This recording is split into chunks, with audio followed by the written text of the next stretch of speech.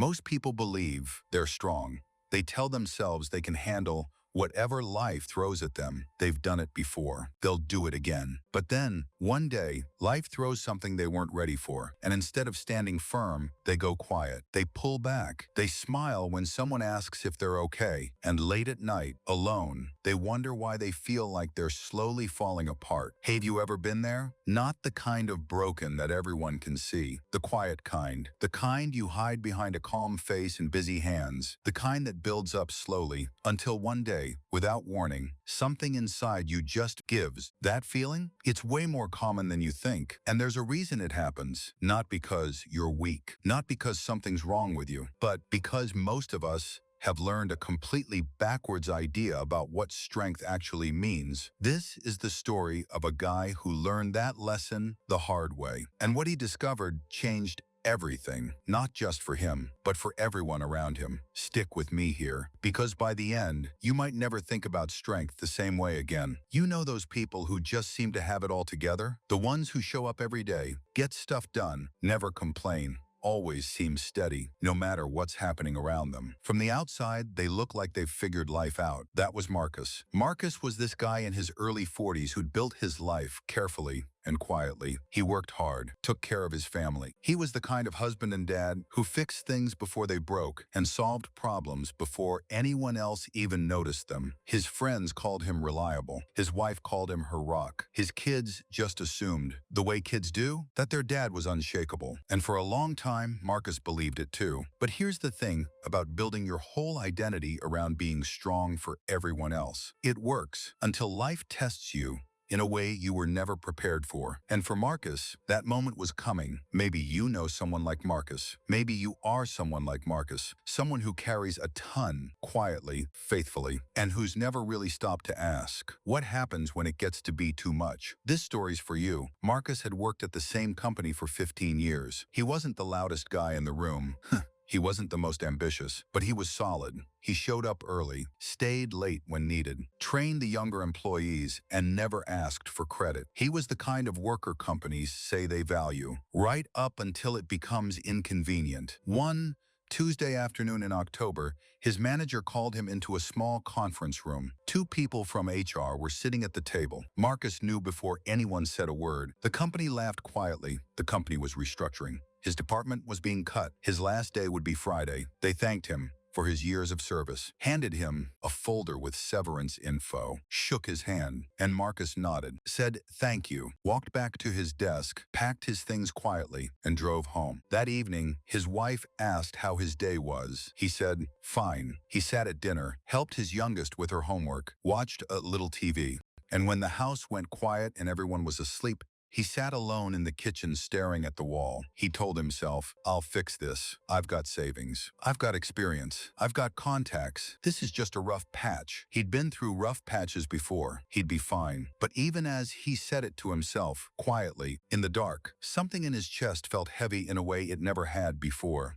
The first few weeks were okay. Marcus built a routine, woke up early, same time as always, made coffee, sat at the kitchen table with his laptop and applied for jobs, updated his resume, reached out to old contacts, told himself he was being productive. But the responses were slow. Then they stopped. A month passed, 6 weeks, 2 months. The savings account, the one he'd worked so carefully to build, started shrinking, not dramatically, not all at once. But he noticed every time the number dropped. He noticed the way his wife glanced at the bills. He noticed his kids asking for small things, a school trip, new shoes, and the way he hesitated before saying yes. He started applying for jobs way below his level, positions he would have passed on 3 years ago, without a second thought. And still, nothing. At night, he stopped sleeping well. He'd close his eyes and wake up at 3 in the morning, with his mind already racing. What if nothing comes through? What if the money runs out? What if I let them all down? But when morning came, Marcus would get up, make coffee, and act normal. He was fine. He was handling it. His wife asked him, gently, more than once, "Are you okay?" Really? Every time he smiled and said, "I'm good, don't worry." He honestly believed this was the right thing to do, that a man in his position shouldn't burden his family with his fear. That showing worry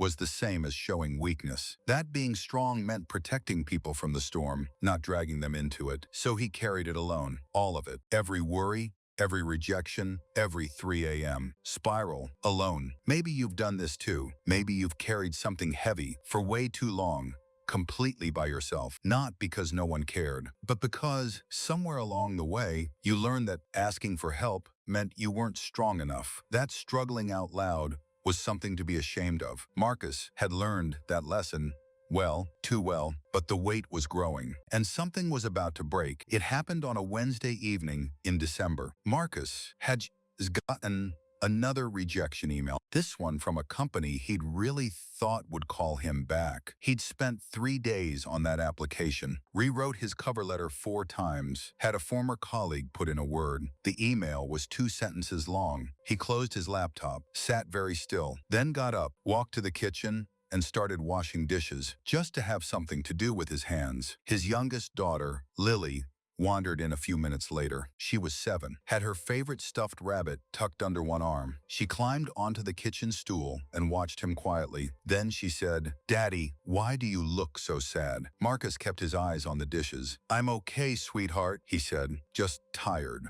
And then Lily said something Marcus would remember for the rest of his life. She said, "You don't have to be strong right now, Daddy. It's okay." He didn't know where she'd heard those words. Maybe a book, maybe school, maybe kids just know things adults forget. But something about hearing them, in her small, certain voice, broke something open inside him. He stopped washing the dishes, put his hands on the edge of the sink, and for the first time in months, in years really, Marcus cried. Not the quiet kind you hide in the shower, the real kind, the kind that comes from somewhere deep and has been waiting a long time to get out. Lily didn't run away. She didn't look scared or confused. She just climbed down, walked over, and put her small hand on his arm. She didn't say another word. She just stayed. And in that moment, something shifted. Not dramatically, not all at once, but something that had been locked for a very long time started slowly to open. Here's a truth most people learn too late. The moment you stop pretending to be okay isn't the moment you fall apart. It's the moment you finally start to heal. Most of us spend so much energy holding ourselves together on the outside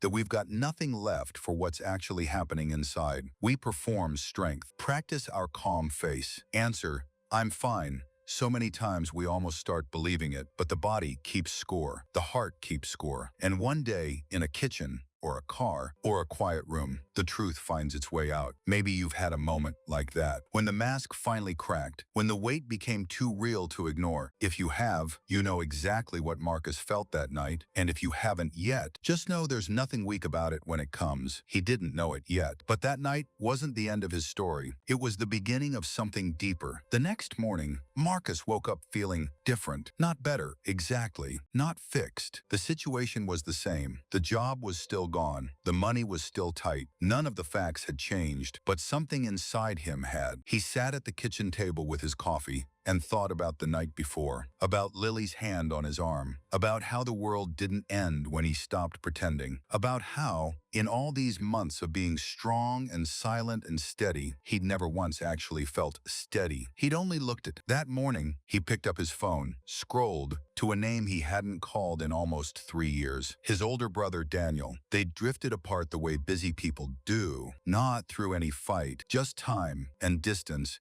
and the quiet assumption that everything was fine. Marcus stared at the name, then pressed call. When Daniel answered, Marcus didn't do small talk, didn't ease into it. He just said, "I'm struggling.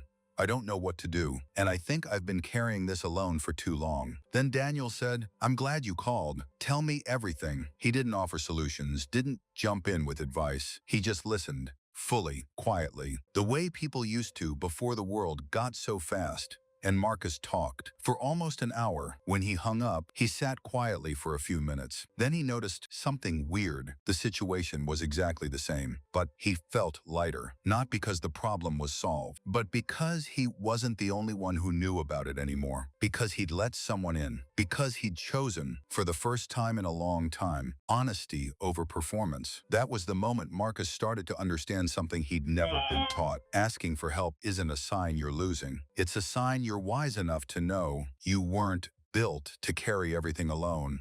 Nobody was. Over the next few weeks, Marcus kept going, but differently. He stopped pretending with his wife, sat down one evening and told her everything. The fear, the rejections, the 3 a.m. thoughts, all of it. She didn't panic, didn't think less of him. She reached across the table and held his hand. He joined a small group, guys going through job loss and life transitions. First meeting, he barely spoke, but he listened. And what he heard was quietly powerful, that he wasn't alone, that struggle wasn't a personal failure, and that the people in that circle who'd made it through weren't the ones who'd never broken. They were the ones who had broken, and then reached out. Things were still hard. The job hadn't come back. Money was still tight, but Marcus wasn't carrying it alone anymore, and that changed everything. 3 months after that Wednesday in the kitchen, Marcus got a call from a woman named Claire, a former colleague he'd worked with briefly years ago. They'd stayed loosely connected, but they'd never been close. Claire ran a small nonprofit, helping people navigate career transitions, job loss,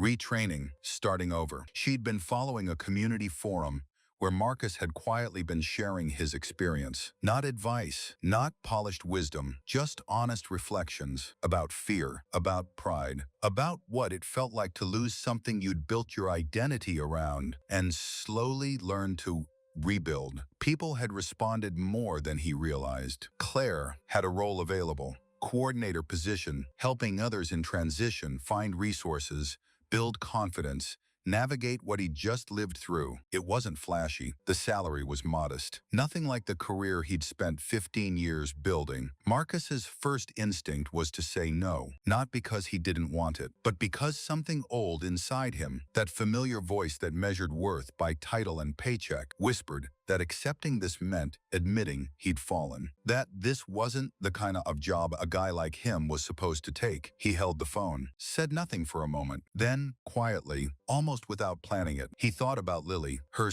small hand on his arm, the kitchen. Daniel, the circle of guys who sat together in an ordinary room and were extraordinary just by being honest. Every moment in the past 3 months where he'd let go of the performance and found something more real underneath. And he realized something important. The voice telling him to say no wasn't wisdom. It was pride, and pride had already cost him enough. He said yes. The first week was humbling. He wasn't the senior guy anymore, wasn't the expert. He was learning a new system, asking basic questions, starting from genuine beginner level. But something else was happening too, for the first time in a long time. Marcus felt like he was exactly where he was supposed to be, not because the job was perfect, not because the salary was enough, but because every person he sat across from, every story he heard, every time he said, "I get it, I've been there too," it meant something. His pain had become his purpose. And that's something a salary can't buy and a title can't give you. That was when Marcus finally understood what strength had always really meant. Not the kind that never breaks, but the kind that breaks and then uses the broken places to let light in for yourself and for others. So what's this story really about? It's not about losing a job, not about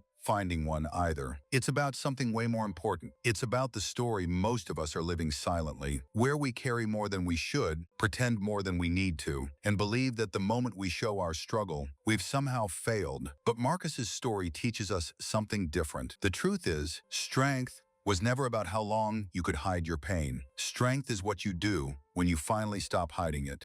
Most people don't break during hard times because they're weak, but because they're trying to carry everything alone, because they've confused silence with courage, because they think needing someone is the same as failing. But no tree survives a storm by being rigid. The ones that survive are the ones that bend and have deep enough roots to hold. Your roots are your people, your honesty, your willingness to say, "I'm not okay right now, and I need help." That's not weakness. That's one of the bravest things a human being can do. Think about something you're carrying right now. Maybe it's a fear you haven't said out loud. Maybe it's a struggle you've been smiling through for weeks or months. Maybe it's a conversation you keep putting off because you don't know how to start. Is the silence helping, or is it just making it heavier? You don't have to have it all figured out. You don't have to be okay all the time. You just have to be honest with yourself and with at least one person who's safe enough to hear it, because the moment you let someone in, really in, is often when everything starts to shift. Not because they fix it, but because you're not alone inside it anymore. If this story gave you something today, something you needed to hear. I'm really glad you stuck around all the way to the end. Before you go, I've got one question, and I'd genuinely love to read your answer in the comments. What's one thing you've been carrying alone that maybe you don't have to? You don't have to share everything. Even one word is enough. Sometimes just writing it down, even for a stranger, is the first small step toward letting it go. If stories like this speak to you, if they give you a moment to pause in a busy day or shift how you see yourself, please subscribe. There are more here and more coming. Stories about real struggles, people who found their way through. And if this helped you, share it with someone who might need it today. You never know who's sitting quietly, carrying more than they're showing. Before you leave, I've got one more story I think you should see. It's about a guy who spent years waiting for the perfect moment to start over, and the surprising thing that finally made him take the first step. If you've ever felt stuck, like life's waiting for you to move, but you can't seem to find the courage, that story's for you. It's right here. I'll see you there.